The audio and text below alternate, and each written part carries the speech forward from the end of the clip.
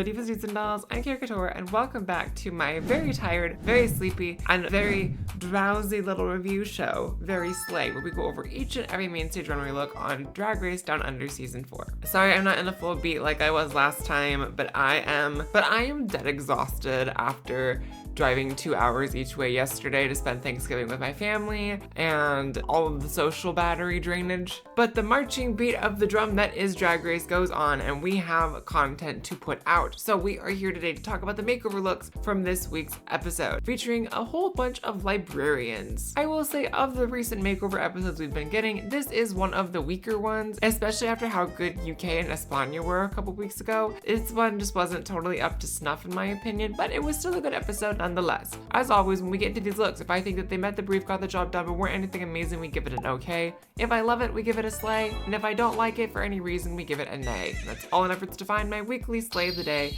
my favorite look of the entire episode. Whichever look takes the top spot today will go head to head against Nikita Iman's look from last week to battle it out to be slay of the season, and whichever look holds that title once we've crowned a new winner in just 3 more episodes. I totally forgot that Down Under is an 8-episode season every year, so we are officially on the back half now, and we only have 3 weeks to go after today before we find out who that winner is going to be. Yippee, skippy, kaye, yeehaw. Whichever look takes that top spot, I'll be doing an illustration of, and you can get sneak peeks of that over on my Patreon. The Marina Summers piece I'm working on is coming along swimmingly. It's just taking some sweet time. Plus, I've just been crazy busy and haven't had as much time for art like I would have liked to. So, as always, you can support the content for free by liking, commenting, and subscribing, all those lovely little things. It keeps the channel afloat and keeps us going. We are on the road to 1,000 subscribers. It's Black Friday as I'm recording this, and if you are a normal deal aficionado, you can't beat free. So, what's it gonna cost you? Looking at my mug every week?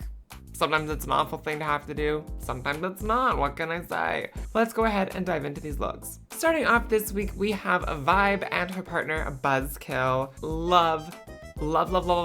I absolutely adore how 1980s these looks are. To the blush, the accessories, the cut of the jacket, everything about this screams 1980s synth pop to me, and I love it so much. I think Vibe's makeup here is my favorite that I've seen in the competition so far, and there's something about the way that she painted her partner here that kind of gave me Lucille Ball a little bit, especially in like the way she acted through the performance. So much of this challenge was about telling a story, and I think they definitely did that on the runway. This was very successful, and also a very well-warranted win for her this week.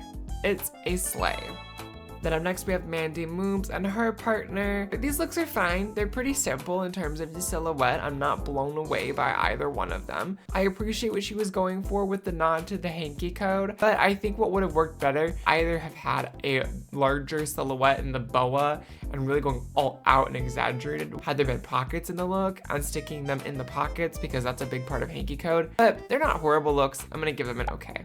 Then we have our eliminated contestant this week, Brenda Breast. Their looks to me, they're similar enough that I don't mind how different they are in the color palette department. I think the looks are cute. I like the little purses. I like the contrast of the black and white, but I wish that the pink hadn't been a factor, or that the pink had been maybe the undershirt color instead of just the stark white on her makeover partner. I think she needed a little bit of the pink brought into the other look in order to really make it all make sense. I don't think they're horrible looks though. I'm gonna give them an okay.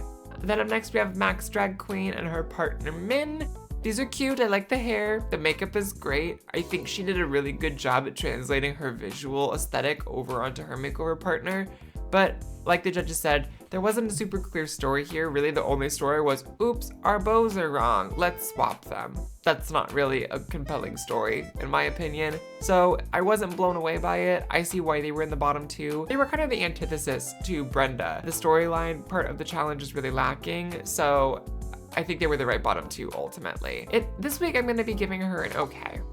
Then we have Freya Armani and her partner. I love how Freya has this like sexier silhouette and aesthetic in this leather material. And then her makeover partner's more conservative in how she's dressed. It's a little more modest, but she still has the same material going. It's the same energy, the same vibe in terms of like the fun, sexy, go-getter type of character that they were going for this storyline. It worked for me really well. I loved the silhouettes of both of these dresses. I thought they both looked gorgeous on them. This is a really successful pair of looks for me. It's gonna be a slay. Then we have our other challenge winner this week, Nikita Iman and her partner Susu Iman. I adored this. I think where Vibe really succeeded in the visual aesthetic and the kind of the characterization of the two of them, Nikita far and away blew everyone out of the water in terms of the storytelling on the runway this week. I think having their culture being brought in like this was the smartest thing they could have done. The looks are gorgeous. I absolutely adore how both of them fit for both of these looks. I think they're incredibly flattering on both. Nikita's got a couple little things I would improve on, especially in like the bust area in terms of structure, but the headpiece is gorgeous.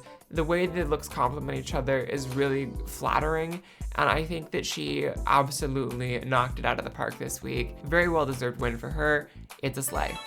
And then finally we have Lazy Susan, who's giving us this little schoolgirl fantasy with an older bully sibling. The broken arm with the cast is a really silly, goofy detail. I love a silly, goofy drag moment, but I do agree with the critiques that these looks are quite flat. They are pretty basic. There's not a lot to really exaggerate them beyond what they are as like a base school uniform. Had there been like a rhinestone, had there been a little sparkle or something to just take it outside of like ordinary clothing, I think that would have fared a little better for her. But the storytelling was really good. I'm gonna be giving these looks, however, just an okay. And now it's time to pick my slay of the day, my favorite look of the week, and which one I can ultimately make the best picture out of. For me, it comes down to our challenge winners. I think both of these would make for stunning illustrations, but with my aesthetic kind of being a little more 80s, I think I am going to be giving my favorite look of the week to Vibe, just because I thought on the fashion aesthetics alone for both of them, they were kind of the winner for me, just in terms of the look department. We're gonna put this look head to head against Nikita's, and I do have to say, as much as I love these looks from this week, Nikita's is gonna hold out at least for one more. So we're gonna be keeping that look in the top spot, and we'll just have to see y'all next week when we are down to our top 6 to find out if Nikita can maintain that spot for one more week.